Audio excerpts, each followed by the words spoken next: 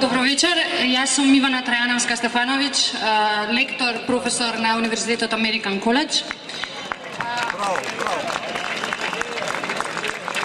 Причината зашто решив да зборувам на овој граѓански парламент е едноставна. Ова не е време за молчење.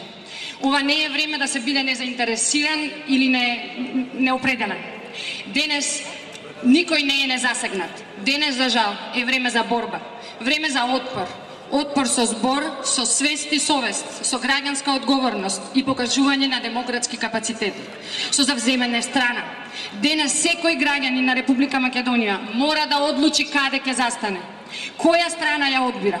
Затоа што веќе не се работи за СДСМ или ДПМНЕ, се работи за слободна, правна и демократска Македонија. Или угнетена Македонија, во која единствено нешто што функционира е законот на Груевски.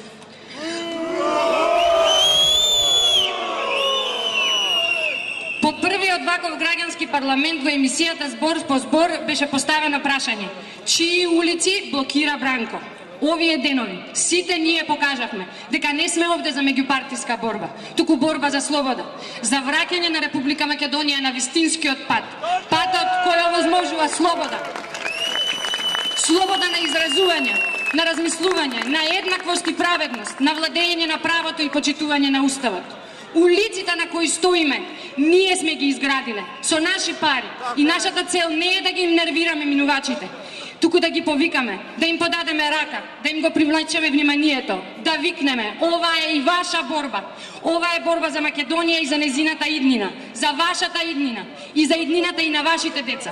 Зар би биле овде ако сите се исти, како што велат делот така наречените неопределени граѓани?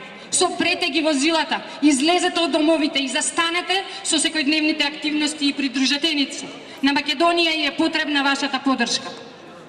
Во пишаната изјава на амбасадорот на САД Пол Волерс, осудувајќи го насилното исфрлање на новинарите и претениците од опозицијата, го цитираше познатиот борец за човекови права Мартин Лутер Кинг, кој вели: да не бараме да ја изгасиме нашата жет за слобода, пиејќи од чашата на горчината и омразата. И ние докажавме дека не сме полни со горчина, туку со сила и волја да ги разобличиме лагите на власта. Ние не сме полни со омраза, туку со љубов кон татковината. Амбасадорот Волерс направи една огромна работа. Со овој цитат, тој нашиот одбор го нарече жет за слобода. Да, Македонија е жедна за слобода. На Македонија е потребна слободата како вода. Владата на Груевски мора да падне. Друг пат до слобода нема. За крај, ќе се послужам и јас со една славна мисла на Мартин Лутер Кинг.